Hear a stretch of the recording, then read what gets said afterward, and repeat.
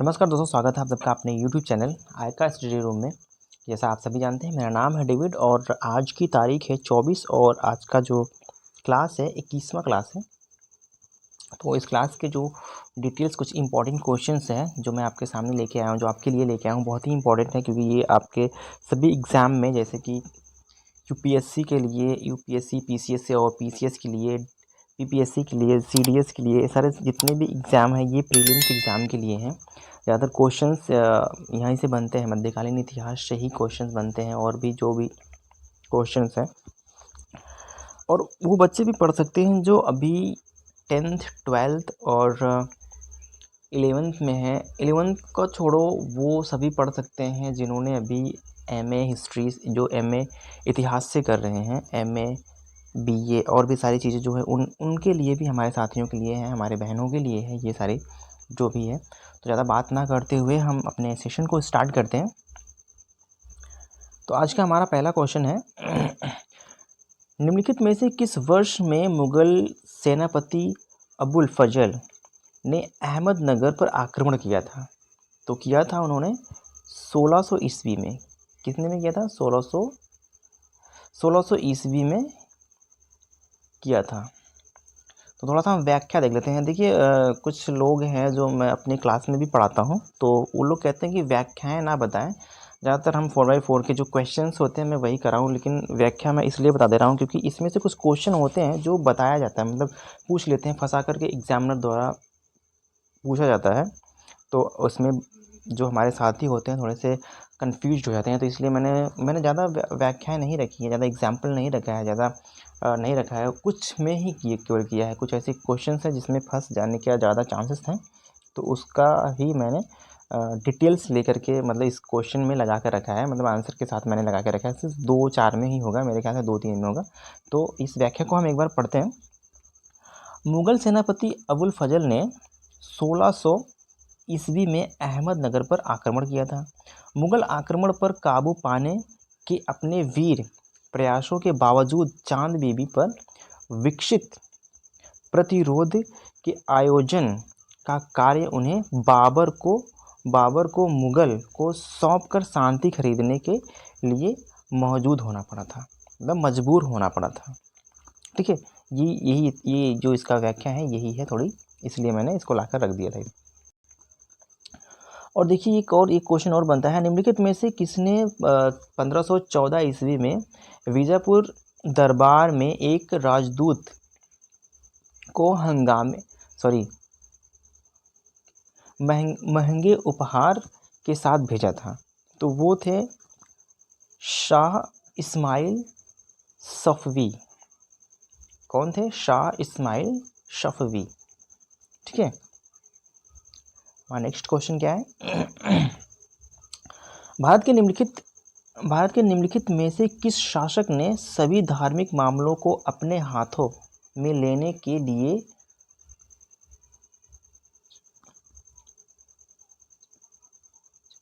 महजरनामा जारी किया था?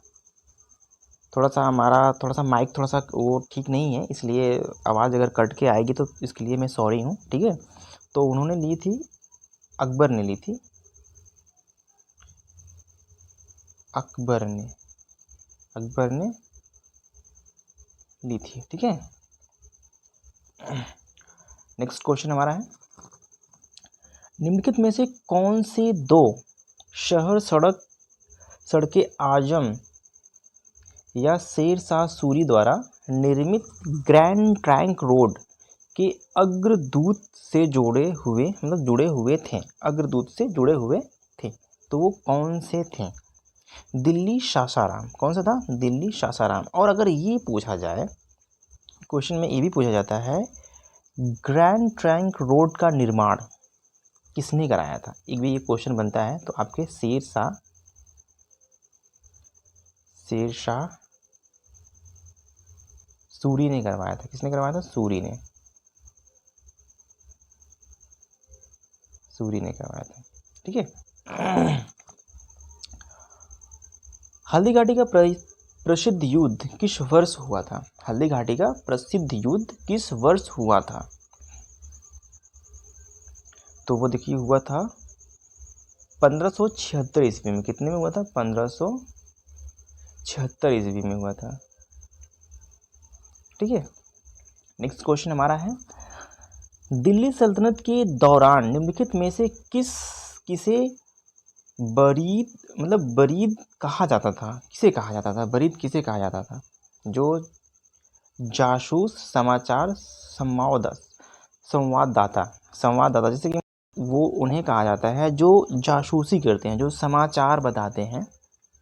ठीक है, उन्हें कहा जाता था बरीद, यानी कि बारिद। बरीद नहीं, बारिद कहा जाता है। ठीक है। तो नेक्स्ट क्वेश्चन हमारा है, मुगल काल के दौरान मीर बख्शी की मुख्य जिम्मेदारी क्या थी? सैन्य विभाग की उनकी जिम्मेदारी थी। किसकी थी? सैन्य विभाग। सैन्य विभाग की जानकारी थी, यानी जिम्मेदारी थी। ओके। नेक्स्ट क्वेश्चन हमारा है, अकबर के शासनकाल के दौरान साम्राज्य के क्षेत्रों को निम्नलिखित में से किस श्रेणी में विभाजित किया गया था? तो किया गया था जागीर, खलीसा, मंशाब। इन 3 श्रेणियों में क्या किया था? विभाजित किया गया था। ठीक है। और नेक्स्ट क्वेश्चन हमारा ये कहता है कि मुगल साम्राज्य के शासन के दौरान एक प्रांत में सामान्य कानून व्यवस्था बनाए रखने के लिए कौन जिम्मेदार था? तो वो थे सूबेदार। सूबेदार होते हैं, वो जिम्मेदार होते हैं कानून व्यवस्था बनाए रखने के लिए। ठीक है। नेक्स्ट क्वेश्चन हमारा है, अकबर ने निम्नलिखित में से किसे दीवाने अशरफ की उपाधि दी? उपाधि मतलब प्रदान की या फिर दी। प्रदान करना मतलब दे दिया। ठीक है। तो एक आपका जो ऑप्शन है ये है सलीम चित्सी को।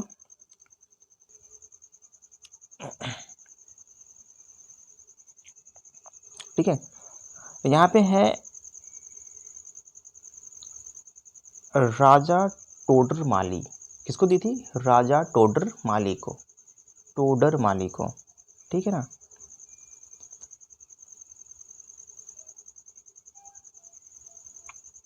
नेक्स्ट क्वेश्चन हमारा है, मुअज्जम निम्नलिखित में से किस मुगल सम्राट की उपाधि थी? तो वो थी बहादुर शाह जाफर, मतलब शाह जफर के, इन्हीं की उपाधि थी। ठीक है। एक बार मैं फिर से कह देता हूँ कि अगर मेरी आवाज़ कटती है तो इसके लिए मैं क्षमा चाहता हूँ, क्योंकि मैंने थोड़ा सा नेटवर्क भी प्रॉब्लम है और थोड़ा सा सिस्टम हैंग कर देता है। ठीक है ना, सिस्टम हैंग हो रहा है। ओके। नेक्स्ट क्वेश्चन हमारा कहता है, अकबर के समय में भूराजस्व कितना था? औसतन उपज थी 1/3, यानी कि 1/3 थी। कितना थी? 1/3, यानी किसी चीज को 1/3 किया जाता था। 1/3। एक सेकेंड फिर से करते हैं। 1/3, 1/3 था। ठीक है। 1/3 यानी कि 1/3, 1/3 था। ठीक है। थोड़ा सा इसकी हम व्याख्या देखते हैं, क्योंकि ये ज़्यादा इम्पोर्टेंट है, इसलिए मैंने थोड़ा डिटेल। अकबर के समय में राजस्व औसतन उपज 1/3 था और इसका भुगतान ज़्यादातर नगद में किया जाता था। अकबर ने जब्ती या बंदोबस्त प्रणाली की शुरुआत की, जिसे राजा टोडरमल और बेहतर बनाया। अभी मैंने बताया ना, राजा टोडरमल जो थे, इसी जो एक जब्ती का जो एक वो चलता था, प्रणाली थी, जब्ती का प्रणाली जो बंदोबस्त थी, इसे इन्होंने और भी क्या बनाया था? बेहतर। राजा टोडरमल ने, किन्होंने बनाया था? राजा टोडरमल ने इनको और बेहतर बना दिया था। ठीक है। निम्नलिखित में से कौन मराठों के अधून कानून थे? तो वो थे सैन्य अधिकारी।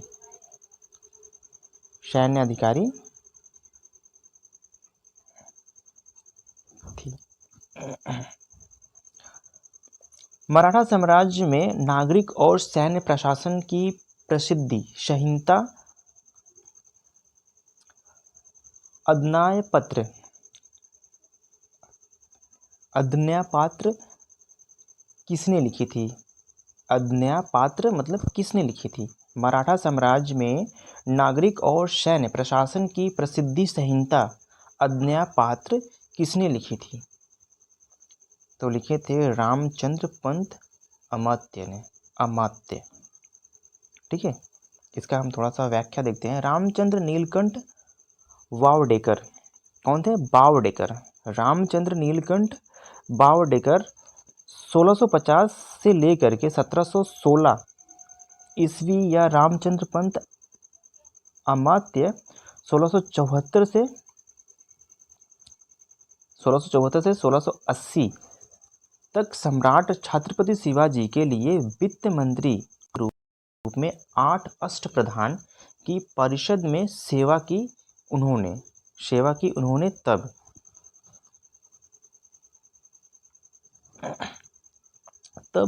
इम्पीरियल रीजेंट के रूप में कार्य किया। 4 बाद के सम्राटों अर्थात संभाजी राजाराम शिवाजी द्वितीय और संभाजी द्वितीय उन्होंने नागरिक और सैन्य प्रशासन की प्रसिद्ध संहिता यानी कि आज्ञापात्र की रचना की और मराठों साम्राज्य के सबसे महान नागरिक प्रशासकों राजनयिकों और सैन्य रणनीतिकारों में से एक के रूप में प्रसिद्ध है। ठीक है, तो इसलिए मैंने इस व्याख्या को दिया था। तो अगर कोई दिक्कत आती है आपको तो ये व्याख्या आपके लिए बहुत ही हेल्पफुल होते हैं। ठीक है, फिर से हम एक बार बात कर लेते हैं। एक क्वेश्चन और है, अकबर के शासनकाल में सैन्य प्रमुख था मीर बख्शी। कौन था? मीर बख्शी कौन था? अकबर के शासनकाल में मीर बख्शी सैन्य प्रमुख था। कौन था? मीर बख्शी क्या था? सैन्य प्रमुख था। ठीक है, नेक्स्ट क्वेश्चन हमारा है, निम्नलिखित में से किस सुल्तान ने दरबार में फारसी रीति रिवाजों को अपनाया था? तो वो थे बलबन। कौन थे? बलबन। ठीक है, अकबर के प्रसिद्ध राजस्व मंत्री कौन थे? वो थे टोडरमल, राजा टोडरमल थे। ठीक है, राजा टोडरमल। ठीक है, टोडरमल थे। थोड़ा सा हम व्याख्या देख लेते हैं क्योंकि ये भी इम्पोर्टेंट ही आप लोगों के लिए व्याख्या है। फिर से हम एक बार बात करते हैं व्याख्या। राजा टोडरमल एक योद्धा, कुशल प्रशासक और अनुकरणीय वित्त मंत्री थे। वह अकबर के दरबार के 9 रत्नों में से एक थे।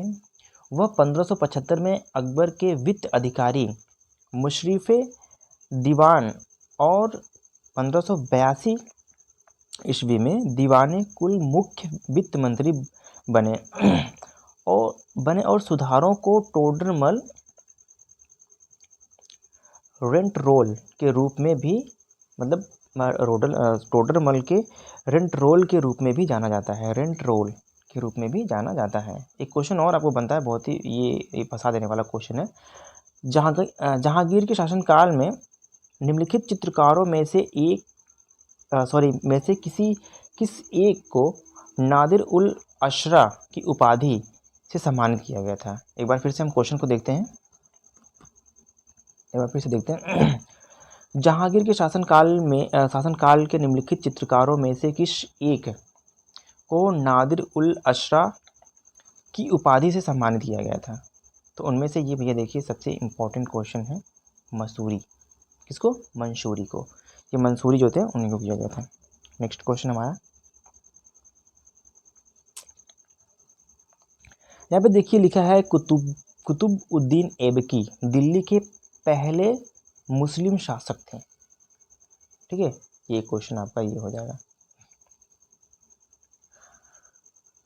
दिल्ली के निम्नलिखित सुल्तानों में से किसने उत्तर भारत में कई नगरों की स्थापना की? तो वो थे फिरोज शाह तुगलक ने। कौन थे? फिरोज शाह तुगलक। इसकी थोड़ी सी हम व्याख्या देख लेते हैं। फिरोज शाह तुगलक ने कई शहरों का निर्माण किया। 1354 ईस्वी में उन्होंने दिल्ली के चौथे शहर फिरोजाबाद का निर्माण किया। किला राय पिथौरा, सीरी और तुगलकाबाद तुगलका पहले वाले थे। उन्होंने जौनपुर उत्तर प्रदेश में, हिसार जो पहले फतेहाबाद जो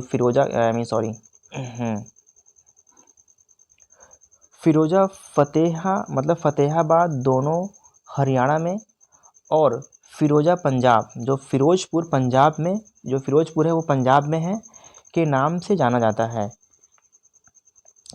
जाता था कि स्थापना की कुछ शासक इतने सारे नए नगर की स्थापना का दावा ना कर सकते हैं। ठीक है, कुछ शासक थे जो इतने नए शहरों का मतलब स्थापना का दावा जो है वो नहीं कर सकते थे। ठीक है, अगर मुझे थोड़ी कुछ गलती हुई होगी तो एक बार आप वीडियो को पॉज करके इस व्याख्या को एक बार आप खुद फिर से पढ़ लीजिएगा। ठीक है। रिहला की रचना किसने की थी? तो इब्न तूता ने की थी। किसने की थी? इब्न तूता। इसका भी मैं रखने वाला था एग्जाम्पल, बट रखा नहीं इसलिए क्योंकि आप लोग थोड़ा सा परेशान हो जाते हैं, तो इसलिए मैंने नहीं रखा। किस चालुक्य राजा ने अश्वमेध, क्या लिखा है? अश्वमेध यज्ञ का आयोजन किया था। अश्वमेध का यज्ञ यानी अश्वमेध यज्ञ का आयोजन किया था। तो किसने किया था? पुलिकेशन। आप यहाँ पे देख लीजिएगा, पुलिकेशन 1, पुलिकेशन 2, पुलिकेशन 3 थर्ड तक है। तो आप पहले ये देख लीजिएगा, अगर ऐसे क्वेश्चन आते हैं आपके एग्जाम में तो सबसे पहले आप क्वेश्चन पढ़ते ही जब आंसर की बारी आती है, जब आप टिक करने जाते हैं तो आप पहले ये देख लीजिएगा जो पुलिकेशन है वो फर्स्ट पुलिकेशन है। कौन है? फर्स्ट पुलिकेशन। फर्स्ट, जिसमें फर्स्ट होगा वही लगाएंगे, सेकेंड और थर्ड नहीं लगाएंगे। ठीक है, आप इतना ध्यान से देखिएगा, जो फर्स्ट होगा वही लगाएंगे। ये क्वेश्चन आगे पीछे करके दे सकते हैं, ये ऊपर का नीचे कर देंगे वो तो, बट आपको ये समझना है जो ऊपर फर्स्ट और सेकेंड थर्ड लिखा है वही करके आएंगे। आप फर्स्ट करेंगे, थर्ड और सेकेंड का बिल्कुल नहीं करेंगे। ठीक है। लिखा है हमीम हमाम किस राजा के शाही स्कूल का मुख्य संचालक था? हमीम हमाम। तो ये अकबर। ठीक है, सिंपल सा क्वेश्चन आपका है, अकबर। एक और क्वेश्चन बनता है आपका, सॉरी नींद आ रही है बट क्या करें, पढ़ाना है आपको। ऐसे कोई बात नहीं है। तो यहाँ पे देखिए एक क्वेश्चन और है। मुरीद किसे कहा जाता था? मुरीद किसे कहा जाता था? सूफी संतों को मुरीद कहा जाता था। ठीक है। चार्यापद की रचना किसने की? चार्यापद की रचना किसने की थी? तो की थी महासिद्ध ने। किसने की थी? महासिद्ध। थोड़ा सा हम इसकी व्याख्या देख लेते हैं, थोड़ा ही, ज़्यादा नहीं है। चार्यापद की रचना 10वीं शताब्दी में हुई थी। यह एक बौद्ध ग्रंथ है। यह एक क्या है? बौद्ध ग्रंथ है जिसकी रचना महासिद्ध ने की। ठीक है। इसकी रचना पाल वंश के दौरान की गई। पाल वंश के दौरान क्या है? की गई थी। इसलिए मैंने इस व्याख्या को रख दिया गया। अगर ये पूछा जाता है अगर ये पूछा जाए चार्यापद की रचना किस वंश के दौरान हुआ था, किस वंश से मतलब किस वंश में हुआ था, तो पाल वंश में हुआ था। एक क्वेश्चन ये भी बनता है, इसलिए मैंने इसको लगा दिया है, क्योंकि क्वेश्चन अगर ये नहीं आएगा तो ये क्वेश्चन 100% आ सकता है। ठीक है। नेक्स्ट क्वेश्चन आपका है, मुगल शासक मोहम्मद शाह का असली नाम क्या था? रोशन अख्तर। क्या था? रोशन अख्तर। नेक्स्ट क्वेश्चन आपका है, जहांगीर के दरबार में ब्रिटेन के शासक जेम्स प्रथम का कौन सा राजदूत आया था? Thomas Roe. कौन आया था? थॉमस रो आया था। ठीक है।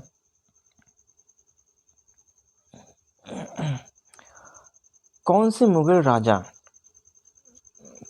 मुगल राजा के दरबार में हिंदुओं से ज़्यादा मुस्लिम मनसबदार थे? कौन से मुगल राजा के दरबार में? तो वो थे भैया अकबर राजा के दरबार में। नेक्स्ट क्वेश्चन हमारा बनता है, निम्न में से किस लेखक ने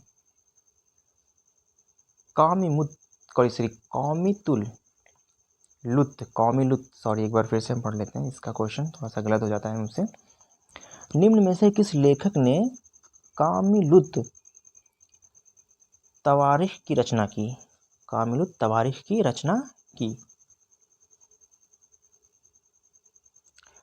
इब्न उल आशिर, मतलब इब्न उल अशीर ने। किसने की थी? इब्न उल अशीर ने की थी। इसकी थोड़ी सी हम व्याख्या देखते हैं। इब्न उल अशीर का कामिलुत तवारीख मध्य एशिया के इतिहास और 12वीं और 13वीं शताब्दी में घूर के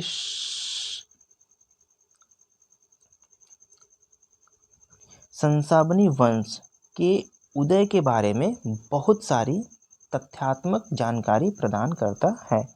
ठीक है, करता है।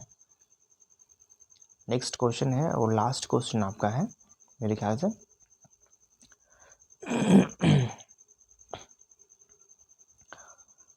निम्नलिखित में से किस लेखक ने फुतूह अल सलाहतीन लिखा था? फुतूह अल सलाहतीन मतलब सलातीन लिखा था?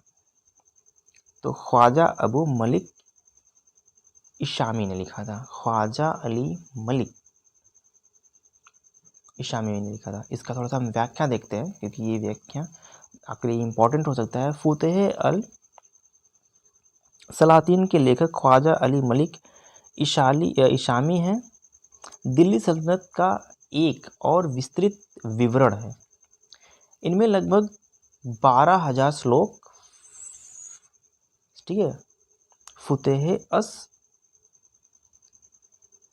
सलातीन क्या है? फुतूह अल सलातीन, जिसको अस इसमें लिख दिया गया है, थोड़ा सा डिफरेंट कर दिया गया है, ये अल है। ठीक है, इसमें अस लिख दिया गया है। सलातीन भारत में 1349 से लेकर के 50 तक मुस्लिम शासन का इतिहास है। ठीक है ना। तो नेक्स्ट क्वेश्चन अब तो है नहीं, अब ये हमारा लास्ट क्वेश्चन था। तो आपसे आशा करते हैं अगर कहीं हमसे गलती हुई होगी तो क्षमा चाहते हैं। ठीक है, क्षमा चाहते हैं। और इसी के साथ आप देख सकते हैं 8:38 हो चुके हैं। रात के समय मैंने रिकॉर्ड करना शुरू किया है आप लोगों के लिए। रात के समय रिकॉर्ड कर रहा हूँ मैं। ठीक है, तो भैया नमस्कार, जय हिंद, वंदे मातरम।